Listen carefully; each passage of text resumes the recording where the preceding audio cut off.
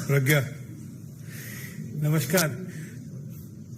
आज छुट्टी के दिन आपको कष्ट दिया है।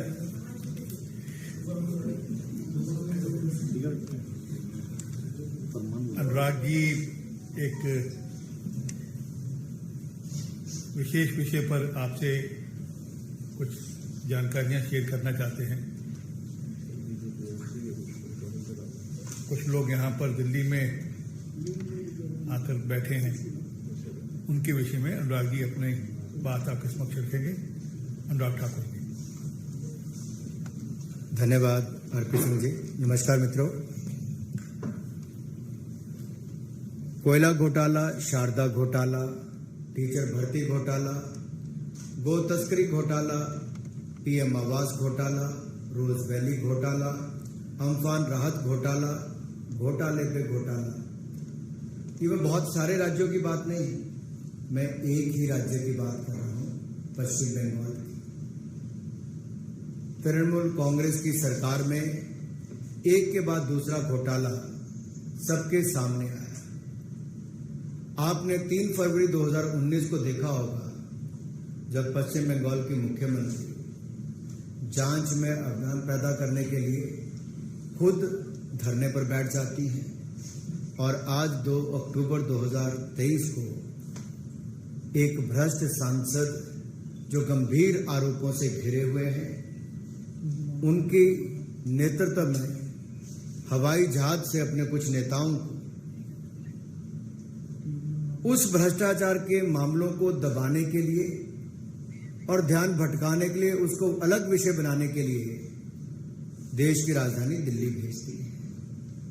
चुना भी कौन?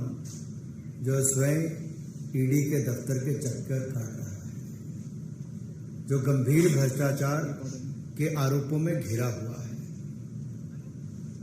लेकिन बदले में आरोप क्या लगाते हैं कि पश्चिम बंगाल को केंद्र सरकार से Mahatma Gandhi National Rural Employment Guarantee योजना में पैसा नहीं, प्रधानमंत्री आवास योजना में। मैं कुछ आंकड़े आपके सामने रखना चाहता हूं, जो दूध का दूध, पानी का पानी करता है। अगर आप एक नजर केवल इस आंकड़ों पर डालेंगे तो इसे स्पष्ट पता चलता है कि भारत सरकार ने क्या क्या दिया है। अगर मैं बात करूं एमजी नरेगा की, तो यूपीए के शासनकाल में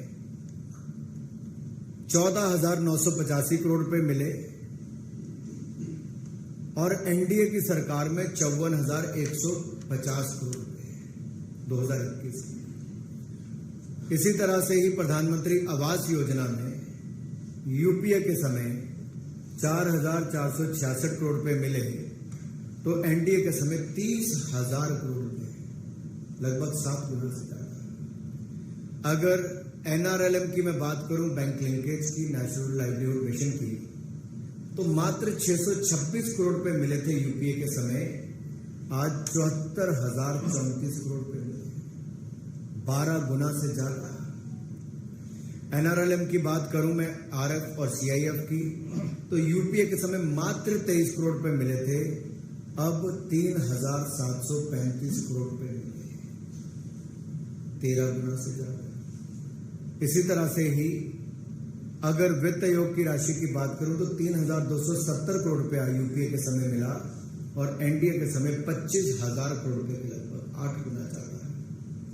आरजीएसए की राशि 41 करोड़ यूपीए के समय, हमारे समय 227 करोड़। आंकड़ा कुल मिलाकर देखिए, यूपीए के समय 58,000 करोड़ रुपया है, तो एनडीए के समय 2,05,003 करोड़, 2,05,003 करोड़ रुपए।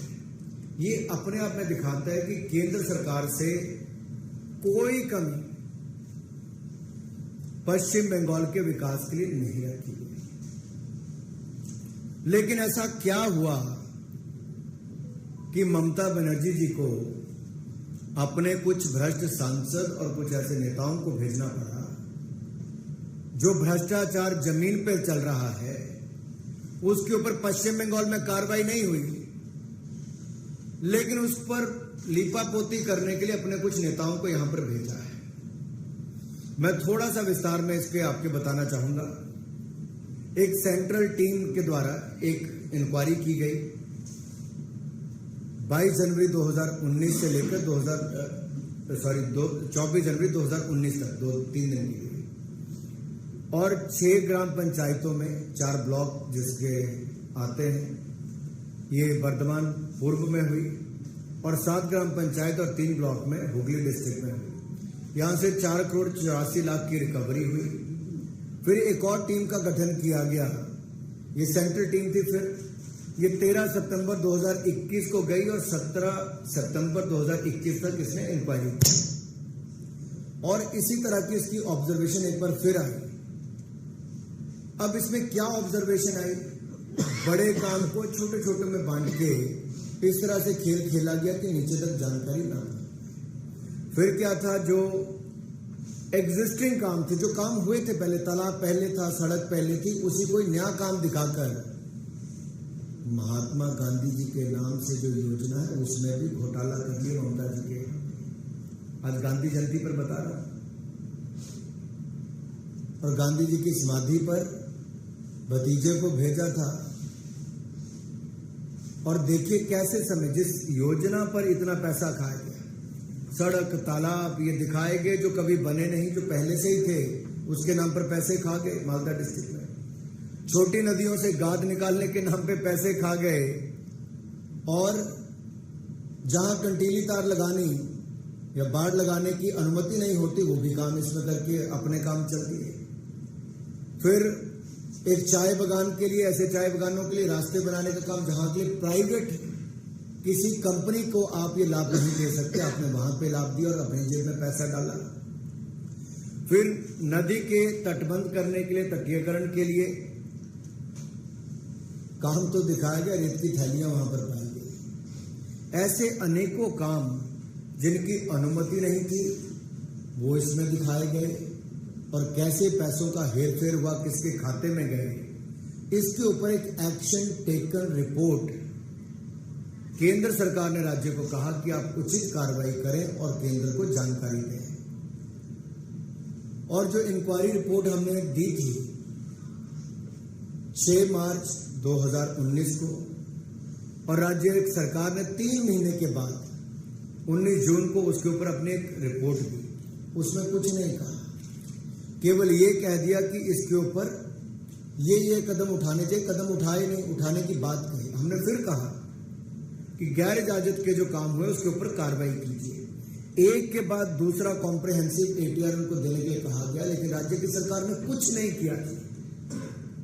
1 साल बीता, 2 साल बीते, बार बार मांग करने के बावजूद राज्य की सरकार ने उन अपराधियों के खिलाफ जिन्होंने गरीब जनता के लिए दिहाड़ी लगाकर मजदूरी करके अपने परिवार का पेट भरना था, उनका पैसा खा गई इनकी करप्ट सरकार के समय। अरे गरीब के हक का तो छोड़ दो, शारदा नारदा रोज वैली में नहीं छोड़ा, टीचर घोटाले में नहीं छोड़ा, कोल घोटाले में नहीं छोड़ा, मनरेगा में तो छोड़ देते। अब यहीं भी नहीं रुके। पहली बार हुआ जब से मनरेगा की योजना चालू हुई कि इसमें जो सेक्शन 27 है महात्मा गांधी नरेगा एक्ट का,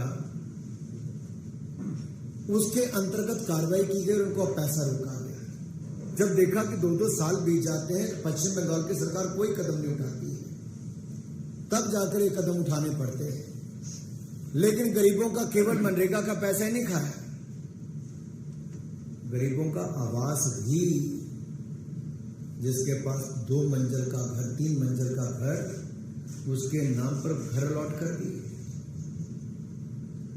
देखिए, आजादी के बाद आज तक कोई सरकार अगर ऐसी आई जिसने 4 करोड़ गरीबों को पक्के मकान बनाकर दिए तो नरेंद्र मोदी जी ने बनाकर दिए, भारतीय जनता पार्टी एनडीए की सरकार ने बनाकर दिए। लेकिन वहां पर भी गरीबों का हक मारने में तृणमूल कांग्रेस की इस सरकार के पूरे आशीर्वाद के चले। कौन अधिकारी हैं, कौन इनके नेता हैं, कट मनी से लेकर जिनका बाकियों का नाम आता था, मैं पूछना चाहता हूं ममता बनर्जी से, क्या बताएंगी ये 3 मंजिला घर के मालिक का नाम प्रधानमंत्री आवास योजना में कैसे आया? ममता दीदी, जो पात्र लोग थे आपने उनको क्यों बाहर रखा? ममता दीदी, क्या गरीब का हक छीनने में थोड़ा सा भी दर्द नहीं हुआ ममता दीदी को? अपात्र लोगों को आवास योजना प्लस का हकदार बना दिया। और कितने लोगों को? कुल 56,86,000 नए नाम भेजे थे इन्होंने। और जब शिकायतें पाई गई तो हमने लिखा वापस विभाग ने, ग्रामीण विकास मंत्रालय ने, कि इसको वापस देखिए। तो फटाफट पश्चिम बंगाल की सरकार ने 17,03,000 घरों के नाम काट दिए, जो 2 मंजिले 3 मंजिले घर के मालिक बने थे। अब सोचो इसमें कितना पैसा कमाते? 20,000 करोड़ रुपया, 20,400 करोड़ रुपया जो गरीब के घर के लिए मिलना था, वो ममता बनर्जी जी के आशीर्वाद से उनकी सरकार में अधिकारी कर्मचारी से लेकर उनकी विचारधारा वाले नेताओं के ऊपर भी प्रशंसन खड़े हुए हैं। अब कौन से ऐसे जिले, अभी तो मात्र 10 जिलों के मैं नाम ले रहा हूं, पूर्व मेदिनीपुर, पश्चिम मेदिनीपुर, पूर्व बर्धमान, मालदा, साउथ 24 परगना, अलीपुरद्वार, नादिया, मुर्शिदाबाद, कालिम्पोंग और दार्जिलिंग। ये 10 जिलों में देखो तो अभी तो 10 जिलों में हाल है। अगर 56 लाख में से 56,86,000 में से 17,03,000 एक झटके में निकल जाते हैं, तो सोचिए पहले की योजनाओं में क्या किया होगा। मेरा सवाल केवल एक है ममता दीदी से, कि जहां अनियमितताएं पाई गई उसमें जो अधिकारी थे, अपराधी थे और उनके सहयोगी थे, उन पर आपको कदम उठाने के लिए कहा गया। आपके हाथ क्यों कांपे? दंडात्मक कार्रवाई करने के लिए कहा गया उन पापी और भ्रष्ट अधिकारियों के खिलाफ। आपकी सरकार ने कदम क्यों नहीं उठाए? ये कट मनी कहां जा रहा था कि अब की बार कट के बिना पूरा का पूरा जा रहा था? ये गरीब का पैसा किसके खाते में जा रहा था? ममता दीदी, जवाब देना पड़ेगा। और यहां पे बापू की समाधि पर भेज के काम नहीं चलेगा। आपने पश्चिम बंगाल में क्या कार्रवाई की इन भ्रष्ट अधिकारियों के खिलाफ, देश जवाब मांगता है। और देश भली भांति जानता है कि नरेंद्र मोदी जी ने लगातार पश्चिम बंगाल को यूपीए के मुकाबले 4 गुना ज्यादा पैसा दिया। मैं केवल 4-5 स्कीमों की बता रहा हूं। कईयों में तो 16 गुना ज्यादा, कईयों में 8 गुना ज्यादा, कईयों में 7 गुना ज्यादा। तथ्य बताते हैं कि आपके आरोप झूठे हैं और ये सच्चाई सामने आई है कि भ्रष्ट अधिकारियों, कर्मचारियों, अपने नेताओं को बचाने के लिए एक बार फिर पश्चिम बंगाल की सरकार भ्रष्ट लोगों के साथ खड़ी नजर आई और गरीबों के हक छीनती नजर आई। जवाब दीजिए ममता जी। धन्यवाद। और मैं एक बात आप सबके सामने और कह दूं, आवास योजना के अंतर्गत 34 लाख से ज्यादा घर प्रधानमंत्री मोदी जी ने दिए और आवास प्लस योजना में 11 लाख और मंजूर किए, कहीं कोई कमी नहीं छोड़ी। लेकिन जरूरतमंदों का छीनकर दूसरों को देने का काम ममता जी उचित नहीं है। और यूपीए के समय 4,466 करोड़ रुपया मिला था, एनडीए के समय मोदी जी ने 30,000 करोड़ रुपया आवास योजना के लिए दिया। और जो इंदिरा आवास योजना के मकान थे ना, जो कांग्रेस ने 40-40, 45-45 हजार रुपये मुश्किल से देती थी, वो भी मोदी सरकार ने आकर पूरे करवाए। कोई क्वेश्चन किसी का? बनर्जी ने कहा कि आने वाले दिनों में भारतीय जनता पार्टी जोरदार लड़ाई के लिए तैयार है, मैदान उनका, व्यक्ति उनका, हम संघर्ष करेंगे, क्योंकि यहाँ पर जो जवाब होने वाला है केंद्र सरकार से उसके सही जवाब दीजिए। अभिषेक बनर्जी जी, पहले ईडी को अपना जवाब पत्र देकर भ्रष्टाचार के गंभीर आरोपों में घिरा हुआ व्यक्ति अन्य भ्रष्ट अधिकारी, कर्मचारी और नेताओं को बचाने के लिए दिल्ली में आता है। अरे जांच में सहयोग करो भाई, और बाकी जो पश्चिम बंगाल में जांच इन भ्रष्ट अधिकारियों के खिलाफ होनी चाहिए, ममता दीदी को बोले वो करेगी। राजनीतिक रूप से लड़ने में भारतीय जनता पार्टी सक्षम है और आगे भी रहेगी, लेकिन पश्चिम बंगाल को बम, बंदूक इसके नाम से जाना जाए ये उचित है।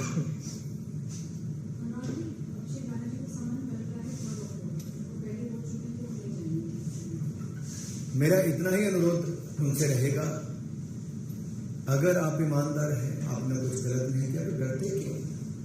जांच का सामना करो। और अगर भ्रष्टाचार किया है तो जितने मर्जी दिखावे कर लो, कानून के हाथ बहुत लंबे होते हैं। अनुराग जी, आज अभिषेक बनर्जी अपने इस प्रोग्राम में 2-3 लोगों को भी लेकर आए थे, जिनका 2 दिनों पहले वेस्ट बंगाल में जो मिट्टी का पत्थर वो टूट गया। उनका ये कहना था कि इन लोगों को अगर प्रधानमंत्री आवास योजना के तहत पैसे मिल गए होते तो शायद ऐसा नहीं होता, वो लोग जो साथ लेकर।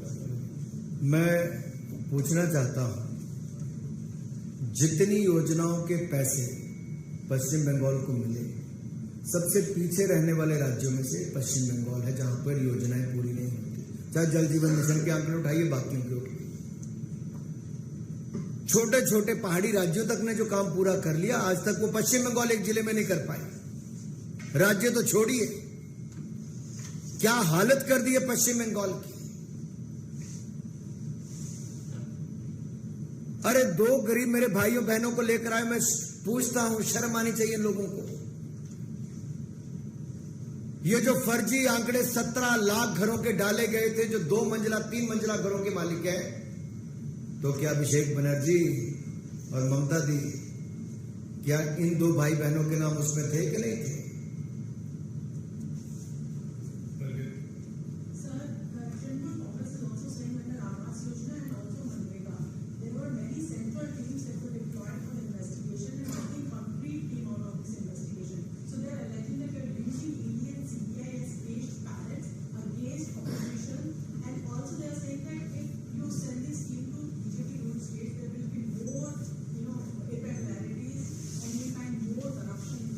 I am very grateful you asked this question.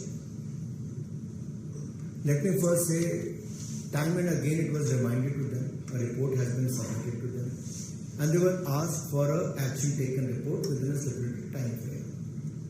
Unfortunately, every time they did not take any action, and they did not provide any comprehensive report as well. They just keep sending the report which was not satisfactory at all. No action was taken. And what they did, rather than getting the money back from the culprits and the corrupt officials, they have deposited some amount from the state exchequer. इससे बड़ा मजाक और क्या होगा? आप देखिए, एक और तो पश्चिम बंगाल में टैक्स पेयर के पैसे से, जो भारत सरकार ने घर बनाने के लिए या मनरेगा की योजना में दिहाड़ी लगाकर विकास करने के लिए पैसा दिया, उसको भ्रष्ट अधिकारी, कर्मचारी और नेता खा गए। उनसे वापस लेने के बजाय ममता दीदी ने पश्चिम बंगाल के खजाने में से पैसा लेके कुछ पैसा जमा करा लिया। अरे क्यों नहीं ये भ्रष्ट अधिकारियों से पैसा वापस? क्यों नहीं लिया भ्रष्ट कर्मचारियों से पैसा वापस? यही हम सवाल खड़ा कर रहे हैं बार बार कि खाने वाले के खाते में जेब में पैसा चले गया, भ्रष्ट अधिकारियों के जेब में पैसा गया, ममता बनर्जी जी के हाथ काम के कदम उठाने के लिए। उनकी कलम नहीं चल पाई अधिकारियों के खिलाफ, उल्टा राज्य के पैसे से थोड़ा पैसा निकाल के यहां पे जमा करा दिया। बिल्कुल अपराध।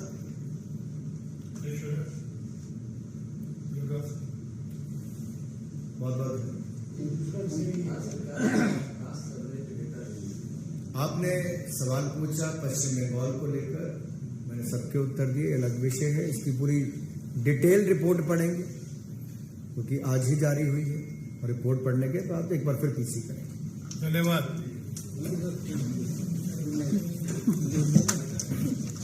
सीट